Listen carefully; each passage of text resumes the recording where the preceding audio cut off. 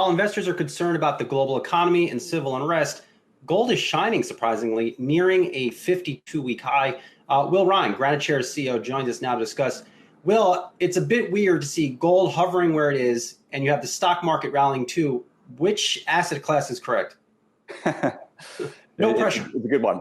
I think actually the answer is that they're both correct, and that is they're both asset classes that are responding well to the fiscal and monetary stimulus programs that have been put out, since the COVID crisis in mid-March. And this is, if you think about it, the exact same playbook that we saw in 2008, when after the financial crisis, we saw the similar, extremely high levels of stimulus put into the market, which benefited both the stock market and gold. And that's what we're seeing right now.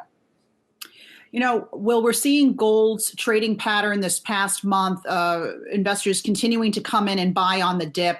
Is it at a point now where those wanting to enter the gold market have sort of missed the boat? Because there are some out there saying the position is too crowded and that prices are too high right now to recommend jumping in at this level. Well, I would say that they definitely haven't missed the boat. From my perspective, you go all the way back to 1980, which was the previous high before the high we reached in 2011. And in 1980, the gold price reached about $800 an ounce. So inflation adjusted, that price is about $2,500 an ounce today. So a lot of people look at that and refer to that as being the all-time high of gold. And obviously on that basis, we're nowhere near $2,500 or that way and about today. The other, of course, is in 2011, the all-time high for gold, the nominal all-time high, was over 1,900. And remember, gold hasn't gotten back to that level even right now, although we are obviously on a sort of multi-week high. And so from that perspective, it's not like other asset classes that are trading at or near all-time highs, that gold still is actually below that all-time high. So I think there's still room to go. Well, the rally in gold is the read through there a lack of confidence in the U.S. economic recovery after COVID and even in light of the civil unrest we're seeing in this country? I think it's a little bit, but I think the much bigger story here is it's really there are two kind of fundamental drivers that are moving the gold price upwards, and I would expect this to continue over the next few years. That is the huge amount of fiscal and monetary stimulus that we're seeing putting in the market. And what that does is it increases the supply of dollars in the market. So all things being equal, when you have the supply of dollars increased versus gold, the casualty is the US dollar. And so people are betting that what all of this means ultimately is a weaker dollar, and gold is a beneficiary of that. The other thing that's happening, of course, is that interest rates have gone to zero. And now some people are expecting in the market interest rates to go below zero, and we'll have negative rates here in the US for the first time at some point during the next 12 months. So that's a very clear correlation again with gold. So typically when interest rates fall, gold prices rise, because the opportunity cost of holding gold is much cheaper. So those are kind of the two real big things. And then sprinkle in geopolitical tensions and civil unrest, et cetera, on top of it, and you get a cocktail which really stands out to benefit the metal at the moment.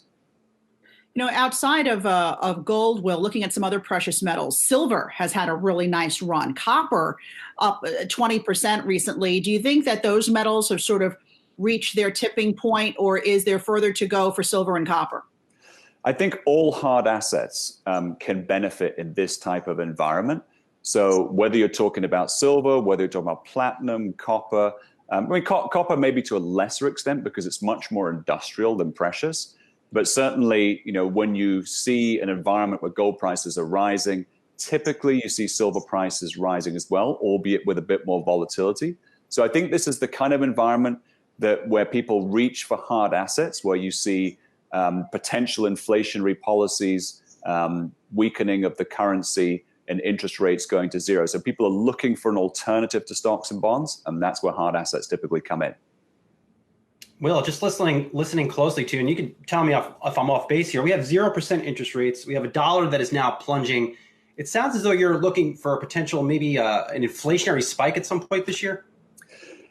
It's not something that I think is probably likely this year, but certainly, the difference between this time around and 2008 is that, in 2008, although we had stimulus, what we had was a stimulus in an environment where, from a fiscal perspective, you had some austere or policies of austerity. That's not going to happen this time around, and that's not what's happening. There's no political party that is minded to put out any kind of austerity measures at the moment.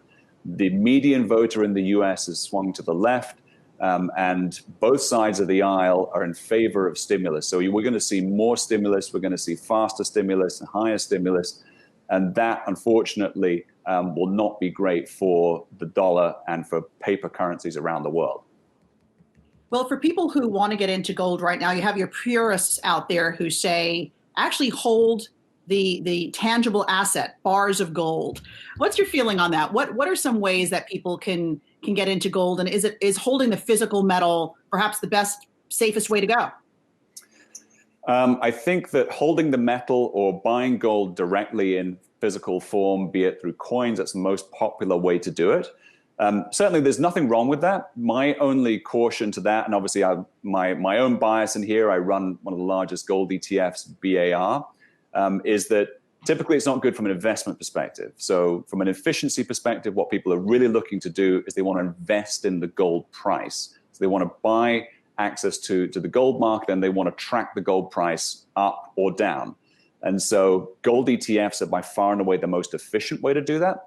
Typically, when you buy physical gold in the form of coins, you're buying at a premium, typically a large premium to the spot price. And that is a factor of the markup that the mints charge the dealers, and then the dealers charge the underlying customer.